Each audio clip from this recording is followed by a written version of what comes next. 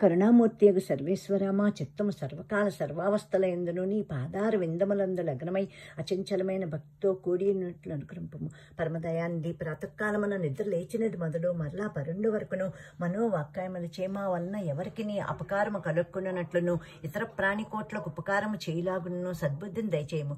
సచ్చిదానందమూర్తి నిర్మలాత్మ మా అంతఃకరణమునందెన్నడూను ఏ విధమైన దుష్ట సంకల్పము గాని విషయ వాసన గాని అజ్ఞాన వృత్తి గాని జరబడకున్నట్లు దయతో అనుగ్రహింపము. వేదాంత వేద్య అభయస్వరూప మా యందు భక్తి జ్ఞాన వైరాగ్య బీజమును అంకురించి శీఘ్రముగా ప్రవృద్ధములగునట్లు ఆశీర్వదింపము. మరియు ఈ జన్మమునందే కడతేరిని సాన్నిధ్యమును కీర్తించుటవలసిన శక్తి సామర్థ్యమును కరుణతో నొసంగము. దేవా నీవు భక్త వత్సలుడవు, దీనుల పాలిటి కల్పవృక్షము. నీవు తప్ప నాకు ఇంకెవరి దిక్కు? నిన్ను ఆశ్రయించదను. అసత్తు నుండి సత్తును గొనపమ్ము, తమస్సు నుండి జ్యోతిలోని తీసుకుని పొమ్ము, మృత్యువు నుండి అమర్తత్వమును పొందింపచేయము.